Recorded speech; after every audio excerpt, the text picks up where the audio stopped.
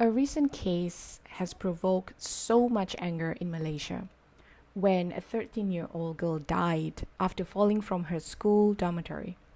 Her name is Zara Qairina. Zara was found unconscious outside of her school dormitory, and unfortunately, she passed away the next day. Police then ruled her death as an accident and it was caused by the fall. Her body was prepared for burial and there was no post-mortem report done. Her case obviously raised a lot of questions on how the authorities was really handling it. There were so many holes, and in my opinion, it sounded like nobody really bothered to put much effort into this. To make matters even worse, the headmaster of the school had the audacity to tell Malaysians to hush it, and there was no need to make a small case viral. A small case. Though I am not back in Malaysia, after hearing this, it made me so upset as a mother to hear this woman say this, that this child's life wasn't important enough or big enough. It's not just, as a point of view from a mother, but from a person. How can you disregard another human's life as small? Who are you? Who do you think you are? And I think this woman, she's probably a mother herself. I wonder how things would be if the tables were turned around. And let's also not forget that this girl lived in a full boarding school. She sleeps, eats, and does everything in this school. She lives here. And no one knows what happened to this girl. No one found it suspicious. The authorities didn't think this was suspicious, that no one knew anything about it. There was no teachers or guards or wardens that were brought into questioning. And it was only after, when thousands of Malaysians decided to go and protest against this, to have more transparency in the investigation, changes were made. Her body was then later exhumed for a post-mortem. The incident sparked a nationwide anger. And then allegations emerged that she had been bullied by her seniors. Her story is so tragic for such a young child at the age of 13 years old to just vanish like that. And it's also a painful reminder of what bullying can do to someone. How bullying can end someone's life just like that.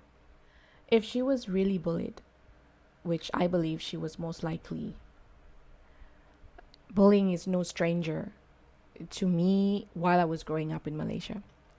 It started at a very young age when I was just 8 years old and continued from primary to secondary, and it just went on.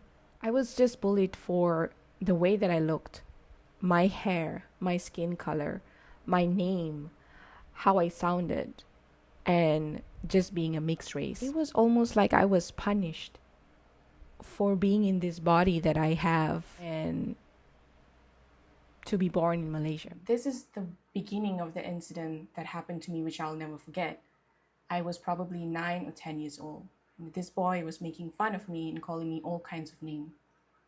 And he said to me, "You look like a pig. Muka kau macam babi." And I said, "That's it, I'm going to tell the teacher."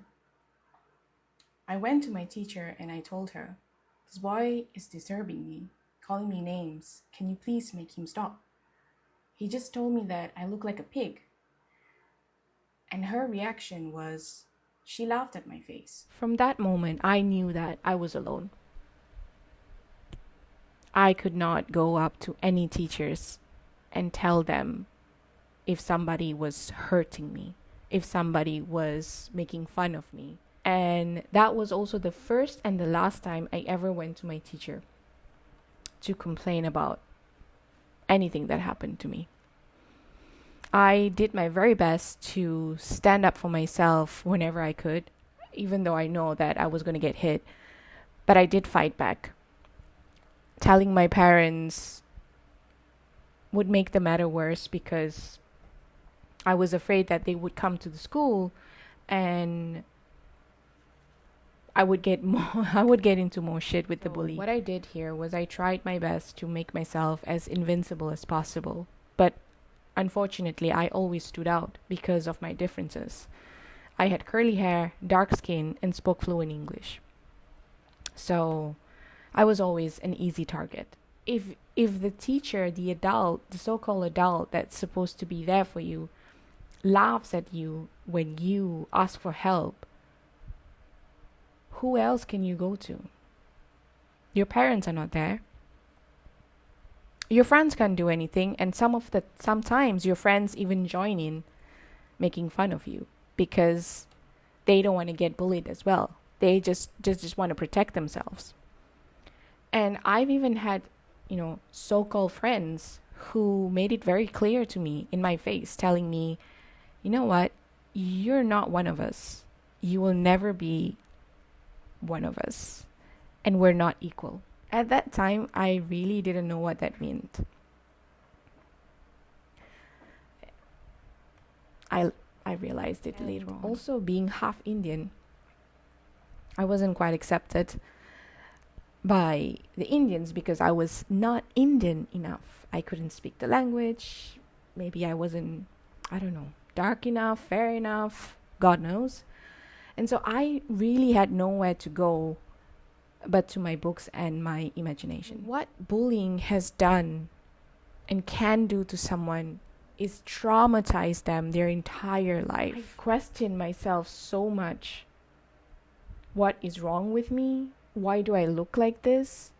Why can't I just be like everyone else? But even worse, I asked myself, where is my place in Malaysia? Where do I belong here? And what kind of opportunities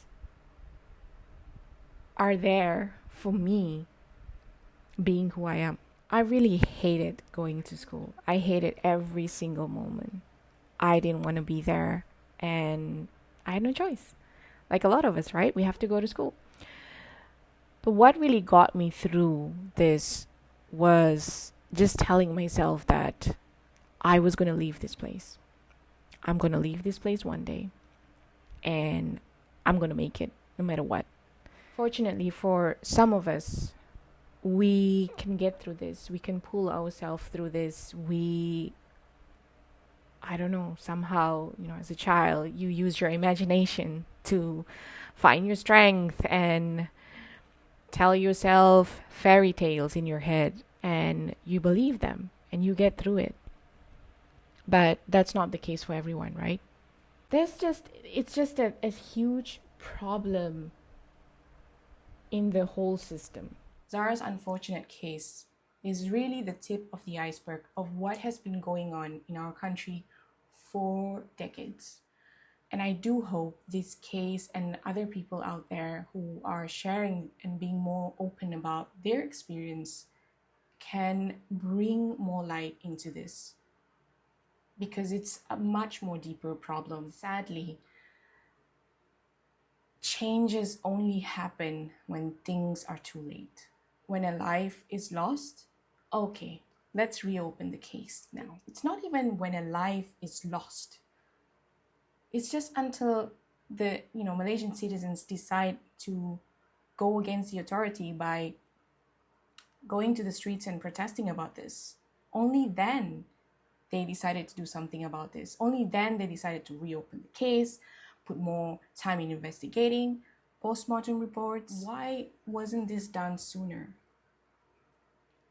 And my heart and thoughts just go out to this family and other families who have lost their kids in incidents like this. No child should feel like this at school, to feel so hopeless and helpless, to feel alone and scared. Bullying has to stop now. Systematic racism has to stop now. It's not just the authorities. who plays the role in this. We all have our parts in this. Creating awareness, spread this message around. And when I saw people talking more openly about their experience, that's why I also wanted to share mine. I pray and hope that Zara finds the justice that she deserves, and all the other victims out there whose stories are unknown and untold yet.